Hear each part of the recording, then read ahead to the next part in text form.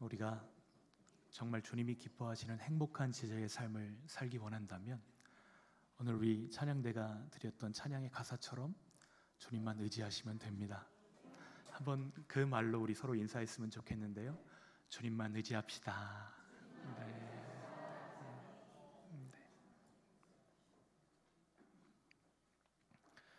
이윤재 목사님의 내가 죽어야 예수가 산다 중에 나오는 이야기입니다. 중국 허난성의 가정교회 지도자 가운데 창이라고 하는 자매가 있었습니다. 그런데 주님이 어느 날 이 창 자매에게 감동을 주십니다. 너는 경찰서 앞에 가서 복음을 전하거라. 여러분, 중국에서 경찰서 앞에서 복음을 전하면 어떻게 될까요? 불을 보듯 뻔한 반응이 일어나겠죠. 즉각 체포되고 처벌된다는 것을 알지만 하나님께서 주신 감동에 순종하기로 결정하고 이 창 자매가 경찰서 계단 위에 딱 섰습니다. 그리고 지나가는 사람들을 향해서 담대하게 복음을 선포했습니다. 정말로 상상했던 것과 다르지 않게 몇 분 지나지 않아서 경찰이 출동하고 이 창 자매는 곧바로 수갑을 차고 교도소에 수감되게 됩니다. 창 자매가 갇힌 교도소는 수천 명이 수감된 곳으로 사람들이 포악하기로 아주 소문난 교도소였습니다. 교도소장도 이들을 어쩔 수가 없어서 포기한 곳이었는데 창 자매가 그곳에 가서 복음을 전하기 시작합니다. 얼마나 열심히 복음을 전했는지 3개월 만에 800명의 사람들이 예수님께 돌아왔습니다. 분위기가 달라지기 시작하는 거예요. 항상 고성과 욕설과 그릇 깨지는 소리와 뒤죽박죽이었던 이 교도소 안에 주일이 되면 찬양 소리가 울려 퍼지고 사람들이 하나님께 기도하기 시작하는 것입니다. 감옥의 분위기가 완전히 달라졌습니다. 교도소장은 이 변화가 창 자매 때문에 시작된 것을 알고 그녀를 불러서 아주 특별한 제안을 건넵니다. 당신 덕분에 우리가 하는 일이 무척이나 수월해졌어. 이제는 죄수들이 싸우지 않고 하나같이 온순하게 말을 잘 듣고 있으니 놀라울 뿐이요. 이곳에 당신 같은 사람이 필요하오. 오늘 석방시켜 줄 테니 교도소에 취직해 주시오. 당신에게 운전사 딸린 차도 주고 편안한 집도 마련해 주겠어. 이 말을 듣고 창은 잠시 고민합니다. 그때 주님이 그녀 안에서 말씀하십니다. 너는 계속해서 복음을 전하라. 그 제안을 수락하라는 거예요? 하지 말라는 거예요? 주님의 말씀은 분명합니다. 창 자매가 하나님께 순종하기로 결심하고 교도소장에게 말합니다. 저는 20년 전 예수 그리스도의 제자가 되었습니다. 소장님이 주시겠다고 하시는 차나 운전사나 집은 제 비전과는 아무 상관이 없습니다. 저는 주님의 것이기 때문에 앞으로도 복음 전하는 일에 최선을 다할 것입니다. 창 자매에게 시험은 두 가지 모습으로 찾아왔습니다. 첫 번째는 핍박입니다. 또 다른 하나는 유혹입니다. 그러나 시험이 무엇이든지 그녀가 주님과 동행한다면 그 시험은 문제가 되지 않을 것입니다. 주님이 자매의 삶을 다스리시면서 귀한 일들을 이루실 것이기 때문입니다. 예수님이 공생애를 시작하시기 전 성령에 이끌려서 광야로 나가셨습니다. 성령에 이끌려서 광야에 가셨을 때에 주님이 만난 일이 무엇이었죠? 마귀의 시험입니다. 마귀가 예수님을 향해서 내민 시험지가 이것입니다. 우리 함께 누가복음 4장 3절 말씀 읽겠습니다. 마귀가 이르되 내가 만일 하나님의 아들이여든 이 돌들을 명하여 떡이 되게 하라. 지금 예수님은 40일을 금식하시고 기도하시면서 줄이신 상태입니다. 무엇이 가장 필요할까요? 그러나 예수님은 하나님의 말씀으로 이 시험지를 풀어내십니다. 뭐라고 대답하셨죠? 사람이 떡으로만 살 것이 아니니라 말씀하셨습니다. 우리가 은혜를 받고 하나님 뜻대로 살려고 딱 결정하면 곧바로 따라오는 것이 있습니다. 무엇이 따라올까요? 시험입니다. 사탄의 시험은 간교합니다. 우리의 약한 부분을 잘 알고 있고요, 그 부분을 정확하게 공격합니다. 배고픈 순간에 먹을 것으로 유혹합니다. 비천한 순간에 권세와 영광을 보여줍니다. 실패하여 넘어진 그 순간에 경외의 대상, 예배의 대상을 바꾸라고 우리를 유혹합니다. 우리의 지혜로 이길 수 없습니다. 어떻게 해야 되죠? 창자매처럼 주님의 음성에 순종하고 예수님처럼 하나님 말씀을 의지하는 것입니다. 우리 중에 시험 좋아하는 사람 아무도 없어요. 이번 주간이 우리 청소년들 중간고사, 그리고 우리 청년들 중간고사가 있고요. 우리 고3들은 수시, 대학 수시 시험이 있는 주간들입니다. 시험이 좋지 않죠. 힘들죠. 힘들다고 얼굴에 써 있습니다. 평소보다 막 다크서클이 내려오고 입술이 부르트고 괴로워합니다. 그런데 야고보 사도가 우리에게 말씀합니다. 야고보서 1장 2절 말씀 같이 읽어볼까요? 내 형제들아, 너희가 여러 가지 시험을 당하거든 온전히 기쁘게 여기라. 어떻게 기쁘게 여기라고요? 온전히 기쁘게 여기라 말씀합니다. 우리가 어떻게 시험을 기쁘게 여길 수 있죠? 첫 번째는 시험이 우리가 누구인지를 말해주기 때문입니다. 사탄이 우리를 시험하고 공격한다. 그러면 우리의 소속이 어디인지가 드러납니다. 우리가 하나님께 속했다는 반증인 것이죠. 같은 그리스도인으로 살아가요. 그런데 어떤 사람에게는 시험이 있고 어떤 사람에게는 시험이 없습니다. 사탄은 아무나 아무렇게나 공격하지 않습니다. 반드시 쓰러뜨려야 이길 수 있는, 전세를 뒤바꿀 수 있는 사람들을 먼저 치는 것이죠. 그러면 시험이 있다. 그 이야기는 하나님께도 사단에게도 나는 어떤 사람이라는 거죠? 중요한 사람이라는 뜻입니다. 그러므로 시험이 올 때 두려워할 것이 아니라 온전히 주님 의지하는 저와 여러분 되시기를 축복합니다. 시험이 올 때 꺾이고 무너지는 것이 아니라 주님을 의지하는 저희들 되시기를 축복합니다. 두 번째, 우리가 시험을 기쁘게 여길 수 있는 이유는 시험을 통해서 주님이 우리를 연단하시고 성장하게 하신다는 것입니다. 주님이 기쁘게 여겨라 이렇게 말씀하실 때에는 다 계획이 있으신 거예요. 순종할 때 시험도 유익한 것으로 바꾸시기 때문입니다. 사도들이 복음을 전하자 예루살렘이 뒤집어졌습니다. 하루에 3,000명이 예수님께 돌아오고 5,000명이 회개하는 역사가 벌어졌습니다. 이 일로 인해서 사도들에게 찾아온 것은 시험입니다. 그들이 투옥되었습니다. 매 맞았습니다. 협박당했습니다. 그러나 사도들은 그것을 합당한 것으로 여기면서 기뻐하면서 공회를 떠나 나옵니다. 이들이 어떻게 기뻐할 수 있죠? 주님이 말씀하셨거든요. 너희가 복음 전할 때 반드시 시험이 온다. 근데 복음 전했더니 시험이 오는 것을 보면서 아, 주님의 말씀은 신실하시구나, 주님은 지금도 말씀으로 역사하시는구나, 이것을 깨달으면서 기뻐하고 있는 것입니다. 이것이 예수님의 다스림을 받는 삶입니다. 사탄은 우리를 무너뜨리기 위해 시험을 주는데 주님은 그 시험마저도 우리에게 부흥과 기적과 승리와 역사로 바꿔버리신다는 말이죠. 여러분, 시험이 올 때 어떻게 반응하고 계십니까? 오늘 우리가 읽었던 열왕기하 말씀은 왕이신 하나님을 더욱 의지하라고 도전하고 있습니다. 시험이 올 때 어떻게 하라고요? 왕이신 하나님을 더욱 의지하라. 여러분, 이스라엘 왕들 가운데 가장 유명한 왕을 꼽으라면 아마 다윗 아니면 솔로몬을 꼽을 것입니다. 근데 그 다음 유명한 왕이 있습니다. 히스기야입니다. 무엇으로 유명하냐면 기도로 유명한 왕입니다. 본인이 해결할 수 없고 감당할 수 없는 연약함 앞에서 벽을 향해 앉아서 하나님 앞에 기도하기 시작합니다. 주님, 저의 연약함을 붙들어 주십시오. 하나님이 응답하십니다. 그의 생명을 15년이나 연장시켜 주십니다. 기도의 왕 히스기야입니다.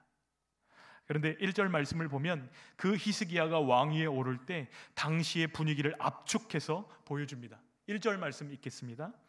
이스라엘의 왕 엘라의 아들 호세아 제3년에 유다 왕 아하스의 아들 히스기야가 왕이 되니. 지금 남과 북이 북이스라엘과 남유다로 분열되어 있는데 북이스라엘의 왕이 호세아였다고 말씀하고 있습니다.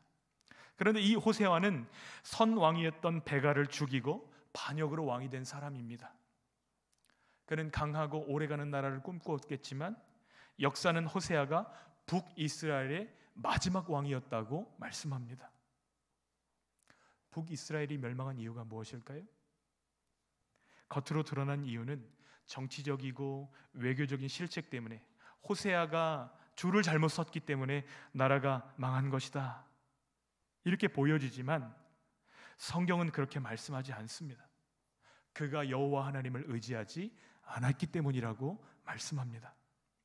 여러분, 왕이 왕을 죽이는 행위는 왕을 세우시는 하나님을 인정하는 행위인가요? 멸시하는 행위인가요? 북이스라엘의 역사는 반란과 반란으로 왕조가 뒤바뀌는 역사를 거듭합니다. 그들의 안중에는 하나님이 없어요. 하나님이 세우신다, 하나님이 폐하신다, 하나님이 이끄신다, 하나님이 우리의 왕이시다, 이런 개념이 전혀 없습니다.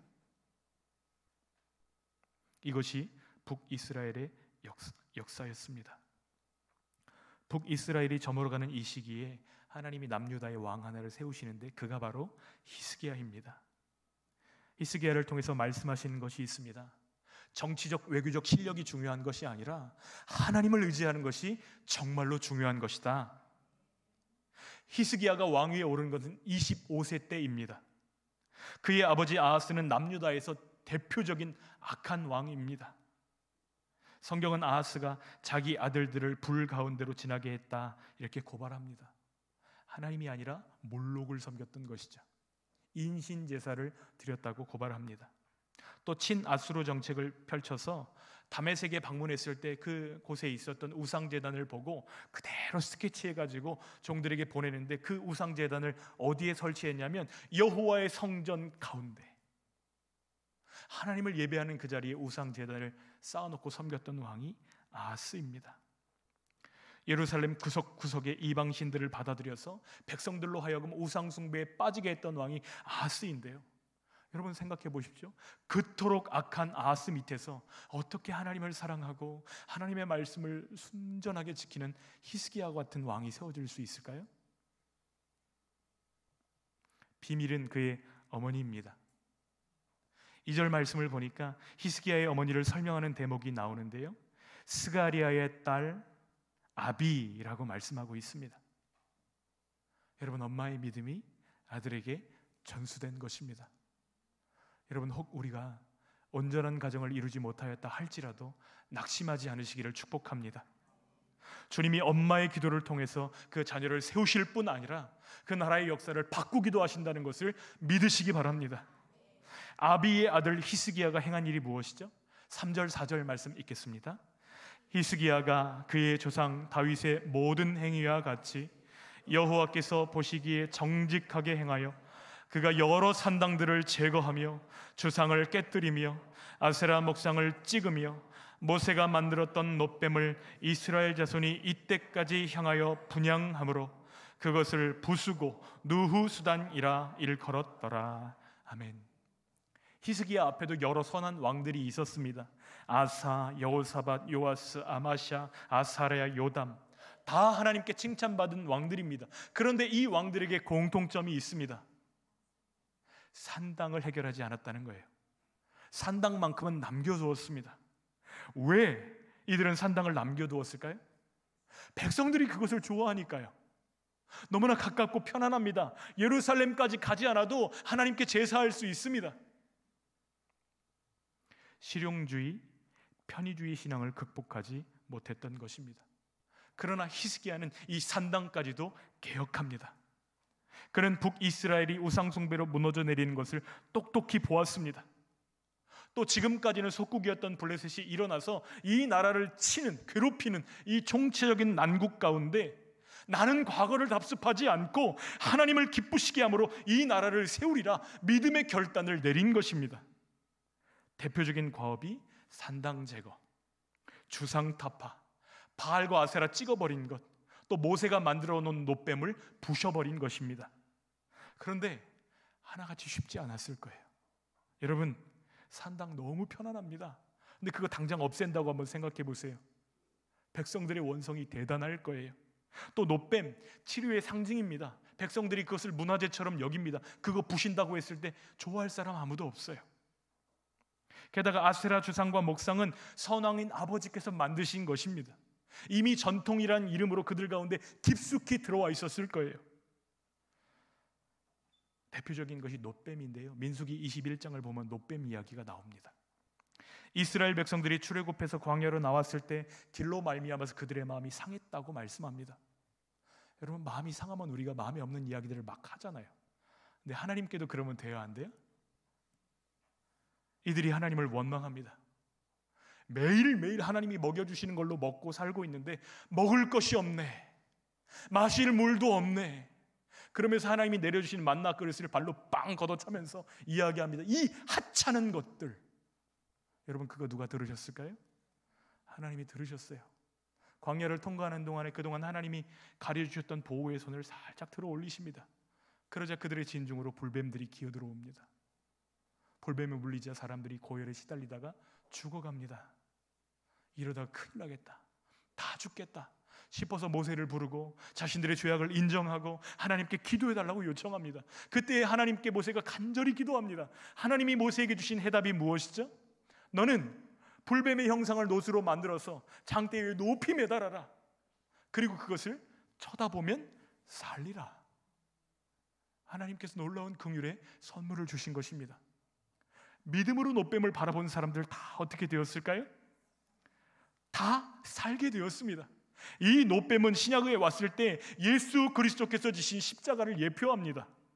믿음으로 놋뱀 바라보면 사는 것처럼 누구든지 믿음으로 예수님 바라보면 살기 때문입니다. 이스라엘 백성들은 이 놋뱀을 무려 700년 동안이나 보관하였습니다. 그런데 놋뱀을 바라볼 때 살게 하셨다, 이 사실에서 더 나아가서 놋뱀이 영험한 물건이요, 그것을 믿기 시작합니다. 놋뱀을 주신 하나님을 바라보는 것이 아니라 놋뱀을 하나님처럼 바라보는 것입니다. 히스기야가 이것을 깨달았어요. 4절에 이렇게 행동합니다. 같이 읽어볼까요? 모세가 만들었던 놋뱀을 이스라엘 자손이 이때까지 향하여 분향함으로 그것을 부수고 느후수단이라 일컬었더라. 여러분, 느후수단이 무슨 뜻일까요? 놋 조각이라는 것입니다. 그러니까 그 놋뱀을 얼마나 산산이 부셔버렸는지를 알 수 있죠. 놋뱀의 실체는 놋 조각입니다. 이 놋 조각에서 능력이 나타난 이유는 그 안에 하나님이 함께 하셨기 때문입니다. 그러나 하나님을 잃어버리고 놋 조각을 섬기는 그들을 향해 부셔버려라 말씀하시는 그 음성에 순종하는 것입니다. 여러분, 십자가도 마찬가지입니다. 십자가 나무 조각일 뿐입니다. 흉악한 죄인들이 달리는 형틀일 뿐입니다. 그러나 그것이 능력이 되게 하신 분이 누구시죠? 하나님이시고 예수님이십니다. 예수님의 순종과 하나님의 능력을 통해서 그것은 구원 얻는 길이 되는 것입니다.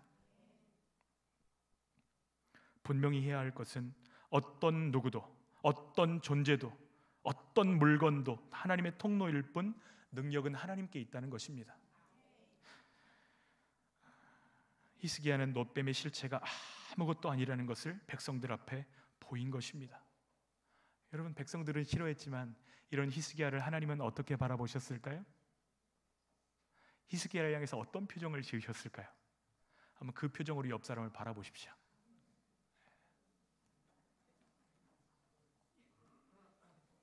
하나님께만 살 길이 있다, 하나님께만 회복이 있다, 하나님이 우리나라를 세우신다, 이것을 믿고 순종으로 걷는 하나님이 히스기야에게 하나님이 복을 내려주십니다. 6절 7절 말씀 같이 읽어볼까요? 곧 그가 여호와께 연합하여 그에게서 떠나지 아니하고 여호와께서 모세에게 명령하신 계명을 지켰더라. 여호와께서 그와 함께 하심에 그가 어디로 가든지 형통하였더라. 저가 아수르 왕을 배반하고 섬기지 아니하였고. 본문의 말씀은 히스기야가 형통했던 이유를 분명하게 밝히고 있어요. 그가 여호와께 연합하여 떠나지 않았기 때문이라고 말씀하십니다. 히브리어 단어 하나를 알려드릴게요. 연합하다라는 단어가 다바크라는 단어입니다. 무슨 단어라고요? 다바크입니다. 착 달라붙다는 뜻이에요. 창세기 2장에서 남자가 여자를 만나서 한 몸을 이룬다 할 때 다바크라는 단어를 사용합니다. 둘이 하나 되는 연합, 그 정도의 끈끈함을 다바크라고 말하는데요, 히스기야가 여호와를 의지할 때에 다바크했다는 것은 얼마나 착 달라붙어 있었다는 것을 우리가 염두에 볼 수 있는 표현입니다. 왕이 그렇게 하나님을 의지하니까 백성들이 어떻게 했을까요? 여호와 앞으로 나왔을 것이에요. 또 하나님은 그가 전투에 나아갈 때마다 승리를 주십니다. 그토록 눈치 보며 벌벌 떨었던 아수르의 눈치 보지 않아도 될 만큼 나라를 강하게 하시고 형통하게 하셨다 말씀하십니다. 또 그들이 눈에 가시처럼 그들을 괴롭히던 블레셋과의 이 관계도 해결되고 그들을 정복하게 하십니다. 여러분, 레슨이 무엇이죠? 주님과 연합하라는 것입니다. 우리 자신을 바라볼 때 우리는 종이장같이 연약한 존재이지만 이 연약한 존재가 만세 반석이신 하나님께 딱 붙어 있으면, 다바크하면 그 누구도 뚫을 수 없고 그 누구도 찢을 수 없다. 이것이 하나님의 메시지인 줄 믿습니다. 성경은 히스기야의 형통의 이유를 한마디로 설명합니다. 여호와께서 그와 함께 하심에. 히스기야가 어떻게 아버지 아하스를 뛰어넘을 수 있었습니까? 여호와께서 그와 함께 하심에. 여러분, 히스기야가 그 어려운 영적 개혁을 어떻게 이룰 수 있었습니까? 여호와께서 함께 하심에. 여러분, 히스기야가 어떻게 다윗 왕도 해결하지 못했던 블레셋을 정벌할 수 있었습니까? 여호와께서 그와 함께 하심에.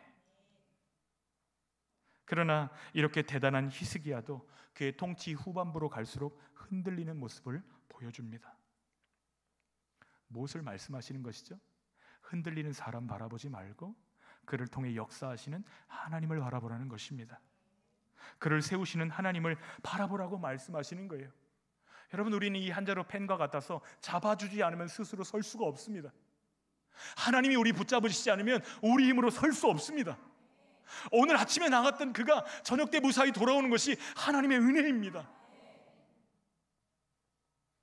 하나님이 붙드시지 않으면 아무것도 이룰 수 없는 것이 히스기야이고 우리 인생임을 그의 삶을 통해서 보여주고 계시는 것입니다. 히스기야 왕 14년, 그때가 북이스라엘이 망한 지 7년이나 되는 시점입니다. 이때에 아수르 왕 사네립이 쳐들어오는데요, 유다의 견고한 성읍들 46개가 한꺼번에 아수르의 손에 다 넘어갑니다. 남은 것은 하나예요. 예루살렘만 남았습니다. 2만여 명이 벌써 포로로 다 끌려갔습니다. 마음이 오그라들기 시작합니다. 하나님을 바라봐야 되는데 하나님이 보이지가 않습니다. 그러자 아수르가 너무 크게 보인 나머지 아수르를 향한 태도를 바꿉니다. 왕에게 나아가서 고개를 조아리며 이야기합니다. 제가 죄를 지었습니다.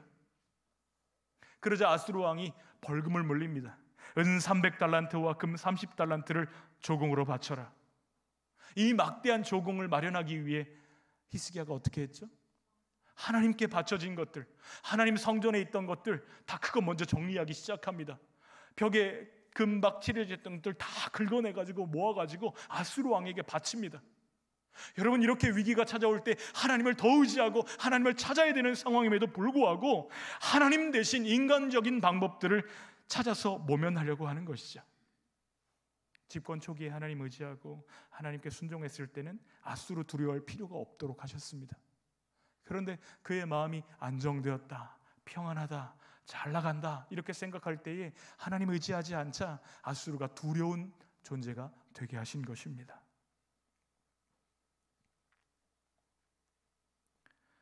순종할 때 형통함을 경험하셨다면 어려울 때 더 주님을 의지하는 저희들 되시기를 축복합니다.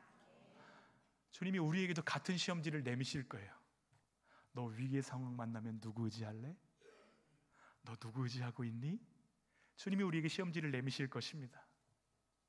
히스기야가 답안지의 답안을 바꾸었어요. 하나님만 의지하겠습니다 했던 그가 아수르 왕을 의지할 때 그는 흔들려야 했습니다. 그런 하나님 앞에 면벽 기도로 하나님만이 나의 소망이시고 생명이심을 발견하고 그가 기도했을 때 하나님이 역전의 은혜를 허락하신 것입니다. 사네립이 끌고 왔던 모든 군대를 말살시키시고 또 심지어 사네립이 돌아갔을 때에 반역으로 인해서 그의 목숨도 끊어지도록 하나님이 역전의 은혜를 그에게 허락하셨습니다. 여러분, 주님이 우리에게 시험지 내미실 때 너 위기가 올 때 누구 의지할래? 이렇게 물으실 때에 우리가 이렇게 답하기를 원합니다. 나의 도움은 천지를 지으신 여호와에게서입니다. 여러분, 세상 사람들이 의지하는 것을 시편 20편 7절은 이렇게 설명합니다. 같이 한번 읽어볼까요? 어떤 사람은 병거, 어떤 사람은 말을 의지하나 우리는 여호와 우리 하나님의 이름을 자랑하리로다. 아멘. 여러분, 이것이 성도의 삶인 줄 믿습니다. 여러분, 우리에게 시험의 순간이 있을 것입니다. 의지했던 것들이 갑자기 변합니다. 억울한 마음이 막 커져갑니다. 의지했던 것들이 끊어지고 죄의 유혹이 우리를 흔들어대고 우리의 삶이 유달리 작게 느껴지고 초라해 보이는 순간들이 있습니다. 그때 우리 어떻게 해야 되죠? 하나님을 의지해야 됩니다. 보이는 상황에 무너지는 것이 아니라 살아계셔서 오늘 우리와 함께 계시는 예수님 의지하시는 저와 여러분들 되시기를 주님의 이름으로 축복합니다.